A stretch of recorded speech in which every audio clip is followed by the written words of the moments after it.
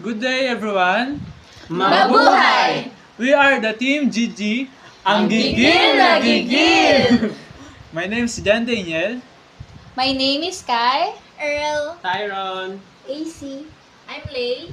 Keisha. And now join us in our podcast about human rights issues. Guys, before we start our own topic, let me ask every one of you, what is the significance of human rights in people's lives, in your own opinion? For me, the significance of human rights is all of us has the right to live. I think human rights includes freedom. For me, human rights having a fair and equality. For me, human rights includes our protection. For me, human rights can be used to defend yourself inside court. Since our topic is about human rights, who wants to first to share their own experience or knowledge or topic about human rights? Me first. Did you guys heard about the right marriage and family? Just a little. Okay.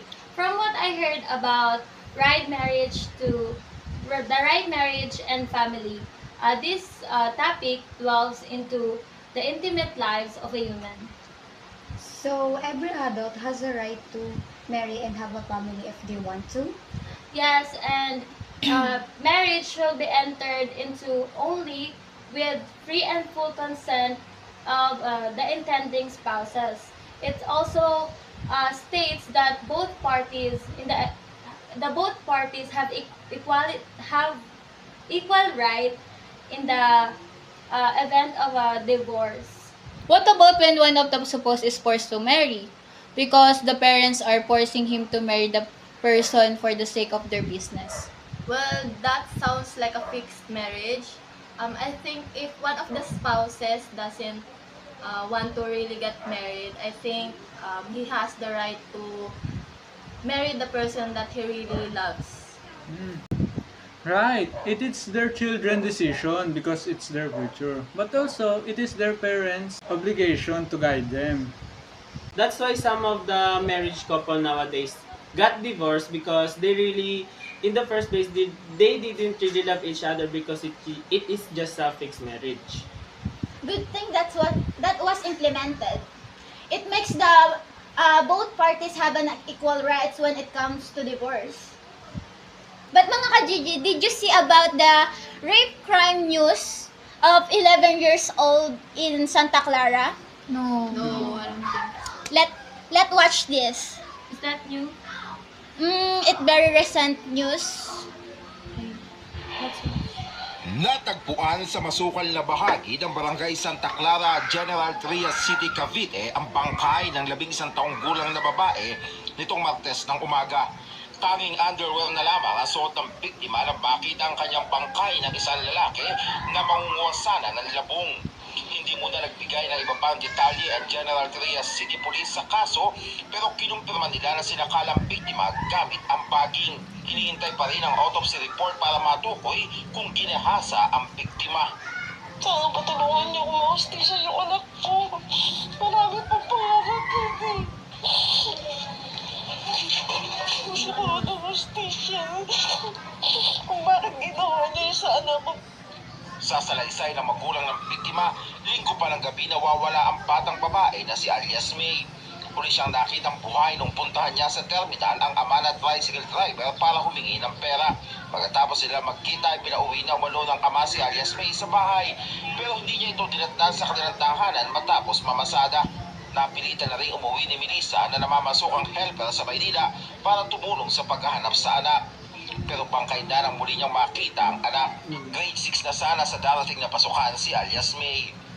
Pasayahin, makulit, malikot, pasaway, mapagmahal sa mga kapatid, lalo na yung sa maliliit ng kapatid. Nagkalok na ng 15,000 pesos na pamuya ang lokal na pamahalaan General Trias City, Cavite para malutas kaagad ang krimen. Ayon kay Mayor John Ferrer, may sinusundalang lead sa kaso ang mga pulis. May hinala na rin ang pamilya ng biktima kung sino ang salarin.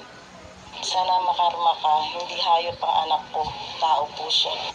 Sasagutin na ng General Trias City LGU ang lahat ng gastusin sa pagpapalibing sa biktima. Dennis Dato, ABS-CBN News. Oh my gosh, that's sad to hear. I know. It still makes me scared and angry at the same time. I hope that the victim should get her justice. Did you have any information about the investigation? I don't know much information about that, but I think I remember that there should be a law about the crime. Wait, they have a law about that. I think we tackled it in philosophy subject about human rights. You just remember it pala. Grabe naman, it's already few months ago. We're in the second sem na. Yeah, from what I remembered, it was Republic Act 8353, an anti-rape law. Actually, there's many laws to protect women's rights, and it's reasonable and important. Hence, the government passed it down. It's just that it was very tragic to be raped. I hope that the suspect punished worse than death. Woman is very prone to accident like this, so it is very advisable to you all girls to be more careful when you're going outside, like what happened to the little girl that go outside when it is very dark with no adult supervision. So even though that there's a law or a human right about this, we should be very careful because our life can be changed back when it happened to us. But don't you think parents is also responsible? Based on what I heard, it was 11 p.m. in the evening when the girl walked alone at that night. Think about it. If the parents is responsible enough, would they allow the child to walk on her own? Actually, that makes sense. The parents should also responsible about the crime. They become irresponsible in that way. But the news said that their father is a tricycle driver, so that's why the girl walked alone in the night because she's going to her father and her mother is in Manila. So why there's no any guardians for the girl? I would say it is not safe to walk around in Santa Clara in the middle of the night. Actually, not only in Santa Clara. It is not very safe in every place to walk alone at night. Yes. Should I learn self-defense? You should. No, we should. Yes. Ngayon ko lang din talaga na ano yun. Emotion kay. Hindi ko nga yan alam eh. Yan ba kay yan nga yung ganito ko At lang saka nalaman yan na talaga, talaga dito lang na pala nag-gusto din yung ng ata tayo na pinatayin ayaw niya akong payagan. Sa term Hindi bago lang yan. Ay, recent lang ba yan? Diyan, di dyan, doon sa kabila. Yun nga, dyan yung timing na Saan? nakakita, o di ba? Wait, Ang galing. Ay, ang galing. Galing na. Kaya isusuka ka na namin para may 15K. Is there anyone still want to share their own topic or about human rights? Kai? I don't know. Everyone? I don't have me, I have. Another topic we will be discussing about human rights issues is about child labor. And now I have watched many documentaries before. I think it was on Eyewitness, and I also have a clip here for you to watch. Ilalim po. Wala ko nakikita, mati yung lang.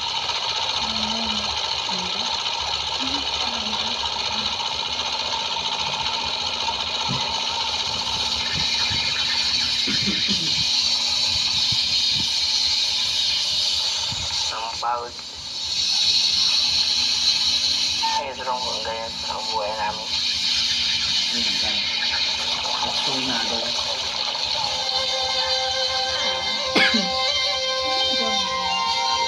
Wala na akong makakuha ng game.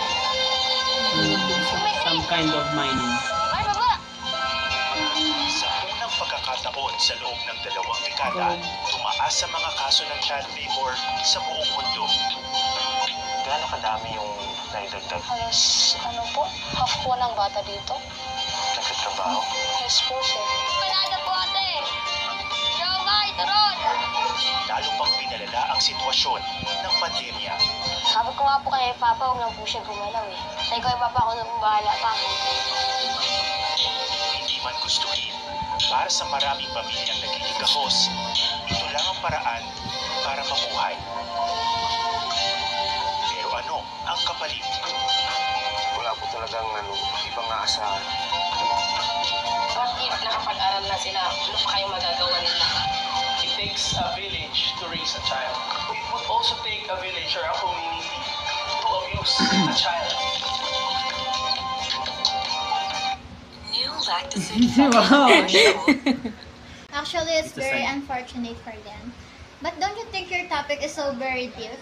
I don't think I have so much knowledge about that. No, that's simple because from the report in 2023 from the Department of Child Labor in the Philippines, I think there was about almost 2 millions of working children.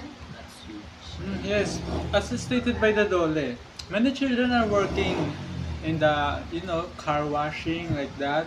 And also, they do some vendors, the smoke cigarette like that in the box. Yeah. Ah, And also in other region, the children there are so young and they are called kasambahay. And based on my knowledge, I think it was in northern Mindanao who has the highest child labor incidents. oh, yes, but we also have that child labor situation here in Cavite, like mga pulubes or yung mga child na nagilimos that ride jeepneys and give some white envelope or sobre to put some coins in it that we call here badjaw. Agree, Yana Grande. I saw some of them are like 4 to 6 years old. They working at such a young age to help their parents. Yeah, I know, and which is really depressing to consider that millions of people are being forced to work. I mean, they're just kids. They're supposed to be at school, studying and Playing around. or playing Chinese garters in the streets or But playing with other kids. Through the fire. That's one of the basic right of a child. And like children having their right to their own identity, and they also have the right to access to education and the right to rest, relax, and play. To the rain and not working their ass off to help their parents to provide food on the table. And it's the parents' obligation to, to provide their needs. Yeah. And so that they have the right to prepare a family planning, not just playing around. Did you know, guys, that the only reason that this is happening in the Philippines is because of their main problem? It is Puberty. Poverty. You're right. I think I remember something about law. I think I remember it is a Republic Act 7610. It is implemented in 1992. It is the Special Protection of Children Against Child Abuse, Exploitation, and Discrimination Act. But I also remember another Republic Act. It is Republic Act of 7658. It is an act prohibiting the employment of children below the age of 15. Yes, I remember that. And ever since the Petron, the Shell and the Caltex discourage employing children as a gasoline boys because of this law. So everyone, is there anyone who can give their conclusion about the topic? Anyone? So as we watch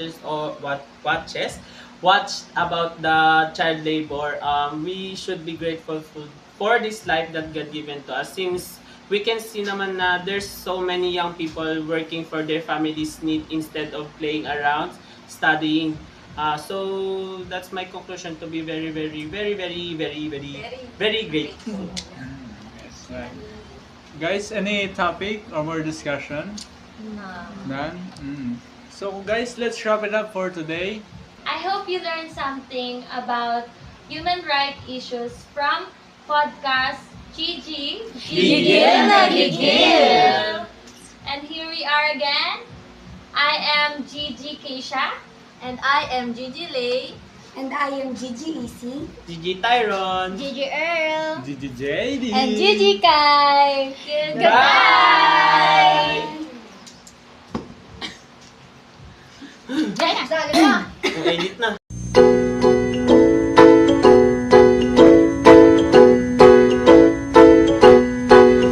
Bawat bata may tanong, Ba't ganito? Ba't ganon? hayaang buksan ang isipan. Sa science o agham,